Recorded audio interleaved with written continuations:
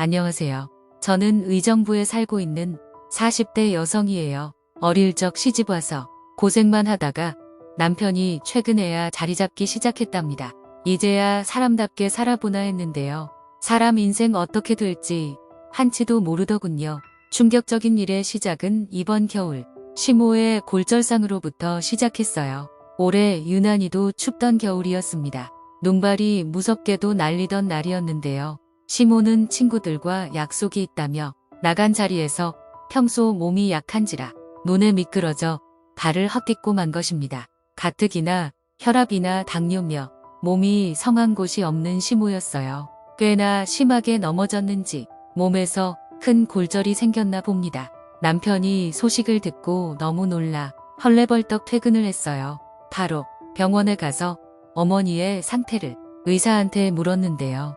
의사는 평소 골밀도가 안 좋으셨던 시모의 골반이 너무 심하게 골절되었다고 한동안 거동이 많이 불편할 거라 하더군요. 시모가 제대로 걷지 못하게 되자 자식들 중 한 명은 시모를 모셔야 하는 상황이었습니다. 평소 끔찍이도 어머니 하면서 효자인 척하더니 아무도 나서는 이 한 명 없더라고요. 누가 모시게 될지 차일피일 미루어지자 시모는 몸도 아픈데 마음까지 서러워 더 마음이 안 좋아 보이시더군요. 아무리 기약 없는 병간호라고 하지만 명절 때마다 우리 엄마 하던 자식들이 모두 외면하니 참으로 보기 부끄럽더군요. 그래서 남편에게 말했습니다. 어머니 몸 다시 회복할 때까지만이라도 우리가 모시는 건 어떠냐고요. 남편도 제가 먼저 이야기를 꺼내니 흠칫 놀라면서도 고마워하는 눈치였어요. 그렇게 어머니의 급한 치료를 마친 뒤 우리 집으로 모시게 되었습니다. 아무래도 따로 살다가 몸이 불편한 시모와 같이 살게 되니 마음 먹고 시작한 일이라지만 불편한 점이 한두 가지가 아니었어요. 화장실도 혼자 못 가는 시모를 모시려니 육체적으로나 정신적으로 매우 힘에 부치더군요. 그렇지만 몸이 아픈 시모가 더 속상할 거라 생각하고 조금만 버티자는 생각에 겉으로는 불평불만 없이 어머니를 모셨답니다. 시간이 약이라고 했던가요? 몸이 불편한 시모와 동거를 시작한 지 시간이 지나니 서로 어느 정도 익숙해지기 시작하더군요. 하루가 지날수록 시모의 건강 상태도 점점 더 좋아지는 것 같았고요. 그런데 예상치 못한 문제가 생기고 만 겁니다. 어머니를 누가 모셔야 할지 의논할 때엔 코빼기도 안 비추던 자식들이 주말 때만 되면 우리 엄마 불편한 곳은 없는지 주말마다 번갈아 가면서 우리 집에 찾아오는 겁니다. 처음에야 명절 때나 보던 가족들 보니까 반가웠는데 그것도 하루 이틀이지요. 매주 번갈아 가며 한 가족씩 찾아오는데 아픈 시모 병간호만 해도 머리가 지끈거리는데 도움을 못 줄 망정 미안한 감정도 없는지 뻔뻔하게도 계속 오는 거 있죠. 없는 시간 쪼개서 과일과 음식도 준비해야 하고 동서들은 한 번을 안 도와주면서 때가 되면 나타나 먹고 사라지기만 하던데 얼마나 분통이 터지던지요. 동서들이 형님 고생이 많으시다며 대단하시다고 가식적으로 웃으며 치켜 세워주는데 전혀 진심처럼 느껴지지가 않았어요. 오히려 본인들이 할 뻔한 병든 시모 병간호를 제가 대신해주니 잘 되었다 생각하는 것 같았습니다. 더 이상은 이죽거리는 동서들 뒤치다꺼리 하기 싫더라고요. 남편에게 말했습니다. 이제 어머님 몸 상태도 많이 좋아졌는데 주말마다 오시는 거 그만 좀 했으면 좋겠다고요. 남편은 제 맘도 몰라주고 오히려 화를 내더라고요. 이렇게라도 가족끼리 자주 보면 좋은 일인데 왜 초를 치냐면서요. 너무 화가 나고 어이가 없어서 당신이 도와주는 거 하나도 없는데 왜 그렇게 말하냐고 남편에게 물었습니다. 남편은 여자가 하는 일이 당연히 시어머니 모시고 살림하는 건데 그걸 힘들다 하면 나도 일하는 거 당장 때려치우고 하고 싶은 대로 살아볼까? 기세등등한 눈빛으로 저를 향해 쏘아붙이는데 너무 화가 나서 계속 가슴이 벌렁거리더라고요. 정신 좀 차리려고 거실에 가 냉수한 컵을 마셨습니다. 남편이 저를 따라오더니 다시 말하더군요. 내가 시집 온 이상 이제는 시모를 모셔야 하고 살림하는 게 당연한 거라면서 그게 싫으면 당장 집을 나가라는 겁니다. 막 나가는 남편에게 저도 쌓인 거 많이 있었습니다. 저도 남편에게 잘 됐다 싶어 한 소리 하려 했는데 뭔가 깨름칙하더라고요. 시모가 방에서 계속 우리가 다투는 걸 듣는 거 같아서 오늘은 여기까지 하자고 방에 들어왔었습니다. 남편과 부부싸움을 하고 난 후 남편과는 어딘가 어색하더군요. 잘못을 한 놈은 남편인데 끝까지 사과를 저에게 안 하더군요. 본인 어머니 병간호하느라 고생하는 건 본인이 아니라 저인데 말입니다. 당연히 저도 그 이후로는 남편에게 고운 말과 행동이 나가지는 않았어요.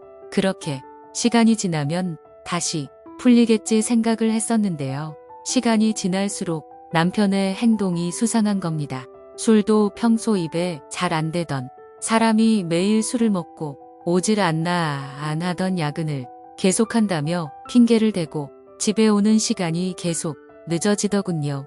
퇴근 시간이 계속 늦어지고 술 먹고 오는 걸로는 부족했나 봅니다. 남편은 회사에 일이 생겨 지방 출장이 생겼다면서 외박도 부지기수로 계속 하는 겁니다. 처음엔 1박 2일로 시작한 게 이틀 3일 늦어질 때도 많았고 집에 붙어있는 시간이 없더군요. 의심만 계속 늘어나는데 확실한 심증이 없어서 너무 답답했습니다. 남편에게 대놓고 물어볼 수도 없고 제가 영화나 드라마처럼 사람을 붙일 수도 없었고요. 그래서 남편이 여느 날처럼 술에 떡이 돼서 돌아왔을 때 남편의 핸드폰을 손가락을 터치해서 열고 확인했는데요. 세상에 믿을 수가 없었습니다. 낯선 여자와 연락하며 그 여자와는 애인 관계로 보였습니다. 머리를 망치로 맞은 듯 너무 큰 충격을 받았는데요. 입에 담지도 못할 말들을 서로 카카오톡으로 주고받으며 진짜로 사랑하는 건 너뿐이다. 조금만 기다려달라. 상황만 정리되면 결혼부터 올리자. 아주 난리도 아니더군요. 사진첩에도 그 상간녀와 찍은 사진으로 가득했습니다. 사진의 날짜와 시간을 보니 회사 출장이 생겨 외박을 하던 그날이었더군요. 본인 시어미를 간병하느라 헌신하는 나를 두고 한눈을 파는 남편 놈을 도저히 용서할 수 없었습니다. 남편에 대한 배신감이 하늘을 찌르더군요. 철저하게 남편 인생을 망가뜨리고 싶었습니다.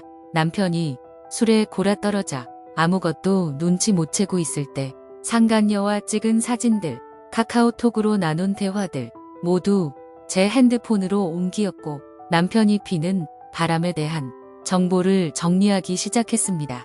남편에 대한 실망이 컸던 만큼 제 행동력이 더 빨라지더군요. 바로 친정 식구 도움을 통해 동네에서 가장 이혼 소송을 잘한다는 변호사에게 모든 걸 위임했습니다. 재산 분할도 최대한으로 가져오라고 변호사에게 신신당부 해놨네요.